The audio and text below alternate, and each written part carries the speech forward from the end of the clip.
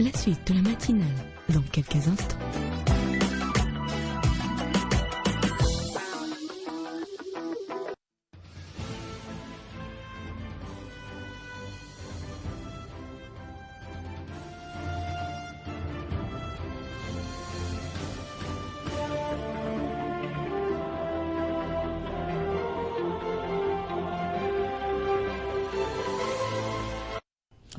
On y est avec les invités dans cette première partie de la matinale. Michel Kitoko, avec lui, nous allons bien sûr parler de la mort de Madiba, Nelson Mandela, qui a tiré sa référence pratiquement jeudi dans la soirée. Bonjour et bienvenue, Michel. Merci. Voilà, d'entrée de jeu, comment avez-vous accueilli cette triste nouvelle, il faut le dire comme ça, le décès de Nelson Mandela?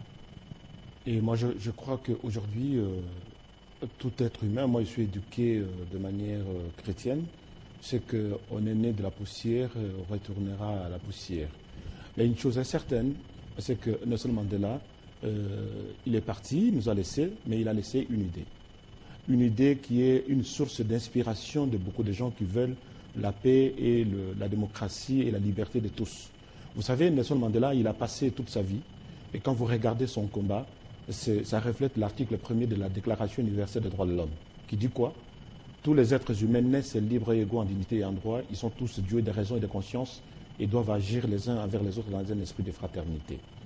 Nelson Mandela, il a laissé sa vie, il a sacrifié sa jeunesse, il a sacrifié sa liberté pour la liberté des autres. Ça m'inspire beaucoup de choses. Vraiment, c'est une grande source d'inspiration. Aujourd'hui, si nous voulons aller vers de l'avant avec le mode de vie que nous avons choisi actuellement, le mode universel de la démocratie. Donc voilà ce que moi, je considère aujourd'hui l'héritage de Nelson Mandela. C'est une idée, ce n'est plus un homme, un individu, mais c'est une idée. Il est plus que vivant, que mort aujourd'hui. Donc moi, je ne peux que me plonger dans cette lignée de dire à tous qui veulent la transformation de l'humanité, comme Nelson Mandela l'a voulu, et il est une source vraiment d'inspiration, une racine énorme qui nous enseigne beaucoup de choses.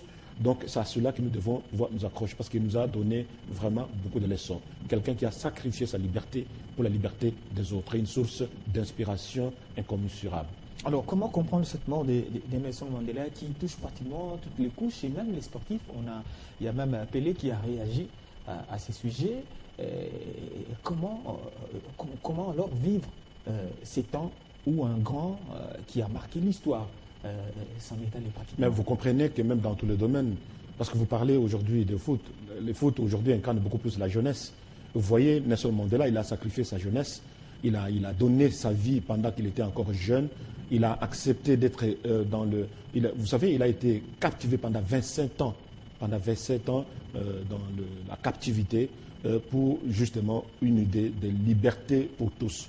Donc aujourd'hui, les jeunes qui cherchent la liberté, aujourd'hui, beaucoup de gens pensent que la démocratie, c'est quelque chose qui tombe comme ça du ciel, mais c'est au travers un combat de la reconnaissance de la dignité de l'autre qu'on peut arriver à créer les fondements même de la démocratie. Donc il est né à la fin de la Première Guerre mondiale. Aujourd'hui, il a connu tous les grands traumatismes que le monde ait connu. Il a connu la Deuxième Guerre mondiale, il a connu l'apartheid qui est le summum de l'immoralité, le summum du racisme, le summum de beaucoup de choses. Il a combattu cela et lui, je dirais tout simplement qu'il a défait l'ennemi longtemps indéfectible. Donc il a réussi là où beaucoup n'ont pas pu réussir. Et Nelson Mandela, encore j'en ajoute, parce que lui, il a poussé Frédéric de Klerk pendant une très longue période, lui qui était le maître de l'apartheid, à abolir complètement l'apartheid. Et ce n'est qu'après l'abolition définitive de l'apartheid que finalement le jeu démocratique entre, et c'est là qu'il gagne le prix Nobel de la paix ensemble avec Frédéric de Klerk. Et en même temps, les élections démocratiques et libres et démocratiques s'installent en Afrique du Sud. Et par là, Nelson Mandela devient le premier président noir de l'histoire de l'Afrique du Sud. Donc par là, vous comprenez que non, il a passé toute sa vie à montrer aux gens comment on peut partager l'humanité ensemble. Le monde qui devient un village planétaire, nous devons le partager ensemble, sans haine, sans discrimination et sans racisme. C'est un enseignement que pour moi aujourd'hui, l'idée de Nelson Mandela, c'est plus qu'une université.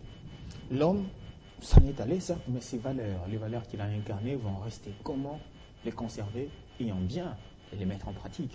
Et vous savez comment conserver les valeurs que Nelson Mandela a laissées? Vous comprenez, je viens de retracer que Nelson Mandela a fondé. Vous regardez bien comment la plupart des pays du monde ont repris l'article 1er de la Déclaration universelle des droits de l'homme, et qui consiste à dire que tous les hommes naissent libres et égaux en dignité et en droit, ils sont tous dus des raisons de conscience, ils doivent agir les uns envers les autres dans un esprit de fraternité. Donc c'est un article qui pour moi est un article sacré, par lequel beaucoup de gens doivent comprendre que non, la créature humaine, l'être humain semblable de l'autre, doivent être considérés comme tels. Donc telles sont les valeurs qui nous ont été enseignées. Et par là, il a sacrifié vraiment sa liberté pour donner la liberté aux autres. Donc c'est une source vraiment d'inspiration. Et les gens aujourd'hui, tous les pays du monde ne peuvent que s'accrocher pour essayer de transformer cette société-là dans un regard de considération des uns envers les autres. Donc il n'y a que comme ça que nous pouvons y arriver.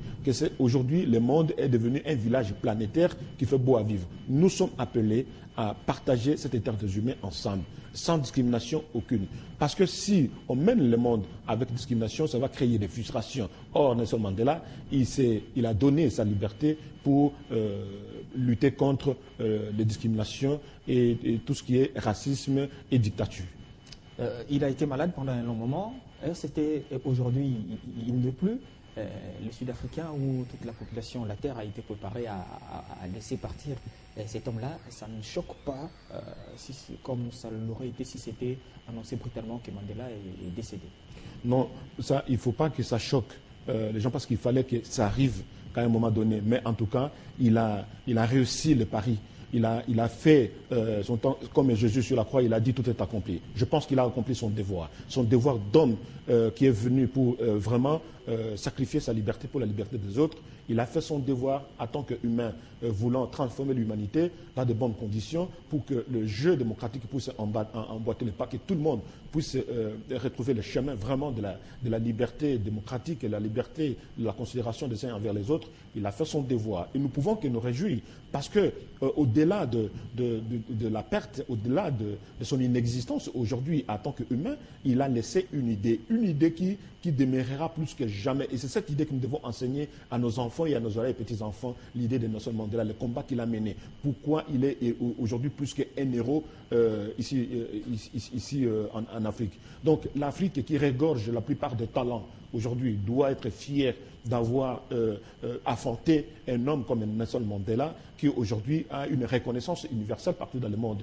Beaucoup le doivent énormément du respect. Barack Obama, il a déjà réagi. Premier d'ailleurs. Oui, il a déjà réagi. Premier président à réagir après le décès de Nelson Mandela. Beaucoup de présidents, jusque même Dalai Lama, beaucoup ont réagi. Vous comprenez que Nelson Mandela aujourd'hui, c'est une idée. C'est une idée à laquelle nous devons pouvoir nous accrocher pour essayer de transformer notre société. Et cette Afrique mérite quand même qu'on nous respecte parce que l'Afrique a regorgé la plupart des grands héros qui ont transformé l'humanité. Sans compter la racine sur laquelle Mandela s'est assis, notamment Patrice Emery Lumumba, Kwame Nkrumah et les autres. Les Martin Luther King, même au niveau des États-Unis. Michel Kitoko, je reviens à vous tout à l'heure. Il est temps bien sûr de rappeler à nos téléspectateurs l'information telle qu'elle est traitée ce matin sur Télé 50 avec ce qui a été traité notamment et ce qui va venir tout à l'heure par Jimmy Mavouba.